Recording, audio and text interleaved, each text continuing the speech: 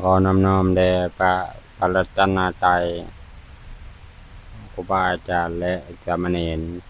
และญาติโยมทั้งหลายที่เข้ามาฟังคลิปนี้เนาะ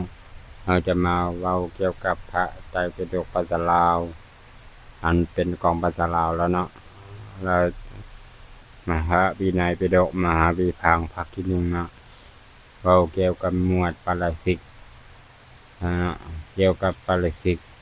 วินิจวัตถุเนาะเอาไปฟังพร้อมกันเลยด้วยความบ่เสียเวลาเนาะเรื่องปลูกเกียงเนาะเรื่องปลูกเกียงมี4เรื่องเนาะเอาไปฟังเนาะสมัยนั้นเนาะภิกขุผู้เชื่อไปบิณฑบาตเป็นวัดเนาะองค์หนึ่งเนาะเป็นวัดองค์หนึ่งพอผ้าเนาะผ้าปูเตียงมีราคาหลายเกินไทยะคิดขึ้นมาแล้วเกิดความกังวลในใจว่าเฮาจองอาบัติปาราชิกหรือบ่นอจึงนำเรื่องนี้ไปกราบทูลพระผู้มีพระภาคเจ้าให้ทรงทราบพระองค์ตรัสว่าวิโคยังจะคิดบ่จองอาบัติเนาะบทที่6เนาะตอนที่6เรื่องที่6แล้วเนาะแต่ว่ามันบ่ได้อยู่หมวดกันเนาะอันนี้มันเรื่องปลูกเกียงเนาะเรื่องปลูกเกียงหาปลูกเกียงนะเนาะเอาไปฟังก่อนเนาะที่สมัยนั้นภิกขุผู้เชื่อไปบิณฑบาตเป็นวัดองค์หนึ่งพอผ้าปูเตียงมีราคาหลายมีทายะคิดจะจับต้องแล้วก็เกิดความกังวลในใจว่าเฮาต้องอาบัติปาราชิกหรือบ่นอจึงนำเรื่องนี้ไปกราบทูลพระผู้มีพระภาคเจ้าให้ทรงทราบพระองค์ตรัสว่าภิกขุท่านบ่ต้องอาบัติปาราชิกแต่ต้องอาบัติทุกกฎ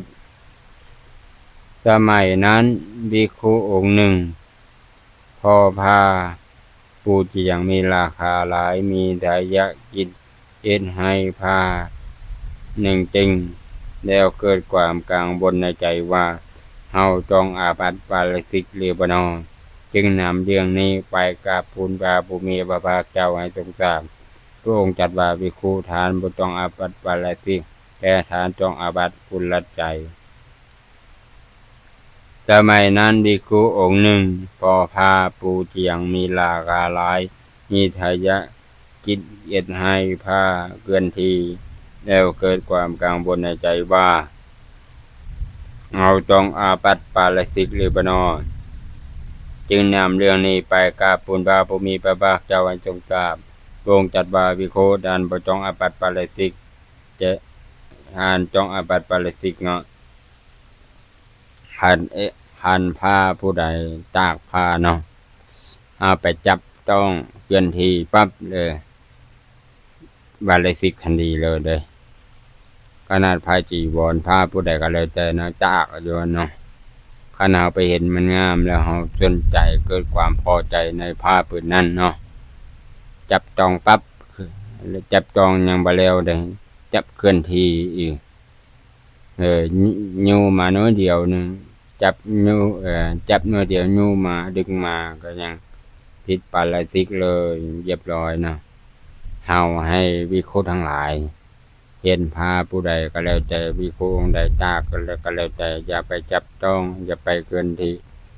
อย่าไปจับต้องอย่าไปอันคิดก็บ่เป็นหยังก็อันไปจับแล้วมันผิดเลยคำว่าจับแล้วนิ่งตึงเกินทีปั๊บเลยอันเกินทีปั๊บปาราชิกเลยเนาะอันนี้ก็ให้เป็นกติยันใจของพระของเฮาเนาะพระ